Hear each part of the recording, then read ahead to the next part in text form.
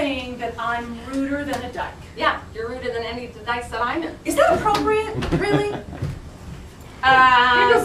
Socially speaking, is it appropriate for you to be rude? Of course not, no. But historically speaking, the majorities have always enjoyed exploiting their minorities. What, do you teach? No, but you asked. I'm not exploiting you. Ha-ha! You sat up there and said that you asked me questions that you wouldn't ask anybody else. Then you demand to know if I'm an alcoholic. Then you continue drinking, defend drinking, and poke holes in non-drinking. You ask me intimate details about my sex life, but reveal none of your own. I'm just curious. Well, then maybe I'm just curious, too. Well, I've never had sex in a bar bathroom. I've never even had a one-night stand. There, are we even? Why haven't you? I was being careful. Well, in this day and age, that's not a bad thing. I don't know, it wasn't for health or safety. Jesus, I really thought it was worth saving myself for a stable, long-term relationship. There's nothing wrong with that. I don't know. I think you can go so far in any one direction, doing the right thing, that somehow it ends up being the wrong thing. You know what I mean? Mm-hmm. I felt morally superior for years when I fended guys off, but in the end, all it added up to was I didn't know shit about sex or men. Well, sleeping around doesn't necessarily enlighten you about either one. Yeah? Okay, maybe the sex. God, is that ever true?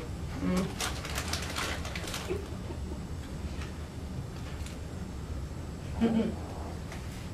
I bet you're a really good lover. That is the exact same line that a straight woman used to pick me up. Oh, come on, you liar. No, that is exactly what she said. Well, I'm not coming on to you. I mean, you would know it if I were coming on to you. I mean, I could walk into a bar and pick up a guy without ever having to say that. Only with me, he wouldn't be going anywhere or doing anything. No.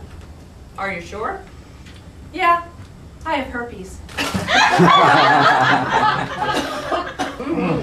It's one of those little gifts from one of those stable, long-term relationships. Yeah, right. The gift that keeps on giving. Yeah, to you and everyone else. Have I embarrassed you? Yes. Good. Why? I don't know. Hey, now going a little fast there, aren't you, Gertie? Relax. I haven't had 4 entire scotches. I'd be on my ear. No, I just like the feeling of a full glass. Half a glass is wretched. It's like socks that are falling halfway down, or not having enough money for a good coat, only the cheap one. I like things good and full and neat. Wow. That's an impressive credo. Can I ask you something? God, take me now. Oh, come on. You're eating my Fritos. Yeah, so not worth it. Have you really not had sex in longer than me? Okay, the details that you choose to retain or not retain is really annoying. Oh, come on. I told you about my flare-up. Yeah, but just because you have an STD doesn't give you the rights to know about STD? sexually transmitted. Yeah, got it. Can I get you something else to drink? What? Can I get you another drink? No, actually I have to use the restroom. Go right ahead. Door number 1, pass go, collect $200.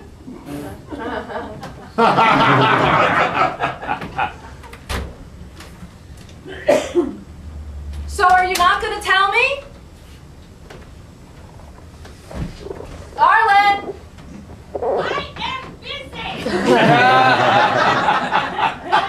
Out in a minute! Well, then will you tell me? Look, if you don't let me pee, my bladder is going to explode. Ew, gross. Well, it's none of my business anyway, right?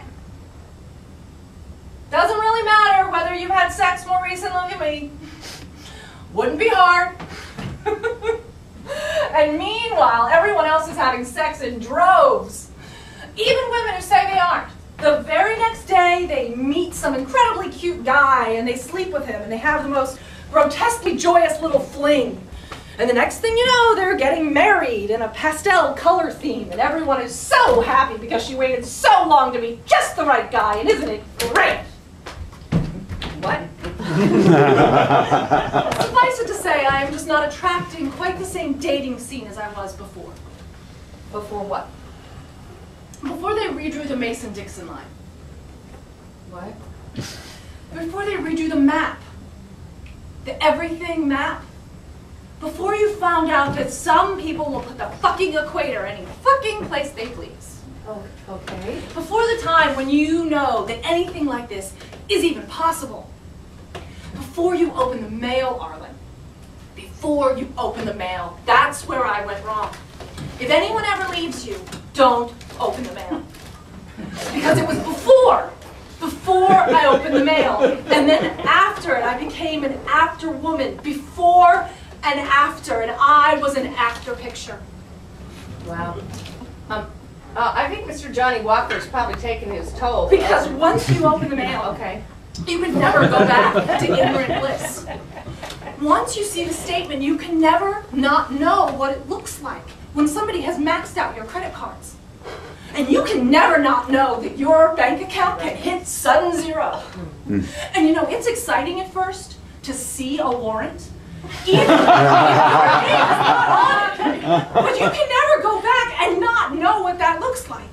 And anything, Arlen, from the IRS, do not open it. Now or ever. There is no good news there. Why do we not learn? We open the mail, and we become an after picture. And before gals are much nicer dates. Yeah, I expect so. Shocked. I just went into the restroom and I think I fell out of the loop.